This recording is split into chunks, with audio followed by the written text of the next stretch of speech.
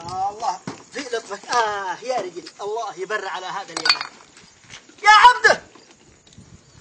انا قد قلت لك بعد الجرفان مالك اني بوابات الضمان في محايا كلها حفر وجرفان ولا نظفوا شيء. الله يعين. ما اصبحت يا عم هادي؟ الله يحييك. كيف حالك؟ طيب يا اخي اندرج طيب كبيره هذه. اندرج. اندرج؟ ايه. انت ما ترى مغرق؟ ايه. ها والله يا في الضمان في محايل اللي يصلحون بنا زي مشاد. انت ما ترى مشاد سوداته؟ الله. عقلبها عين اسمها مرعيه. مرعيه والله لا سمع. كذبني سود الله وجهك على سواد اللي ابوه. اقول له على درج الضمان حق محايل زي هذا الدرج وانبيبان حقين وزي باب ذيان. اما ابنها يا ابوك فاسد كله واستراحة من نسوه زي الغزة صغيرة.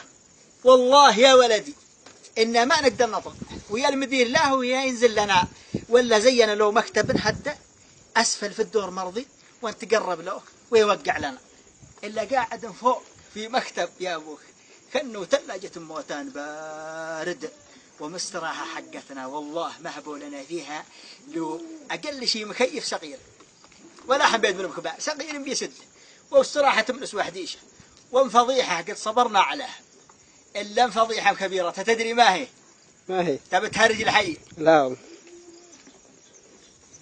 يقولوا مجهزة خربانة لها 3 أسابيع صكها برق.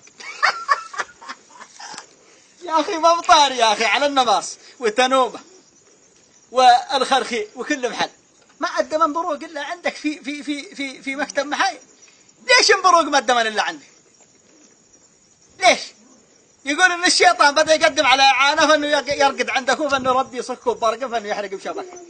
يا ولد الحلال يا مسؤولين يا وزارة الشؤون الاجتماعية اهتموا بنا في محايل.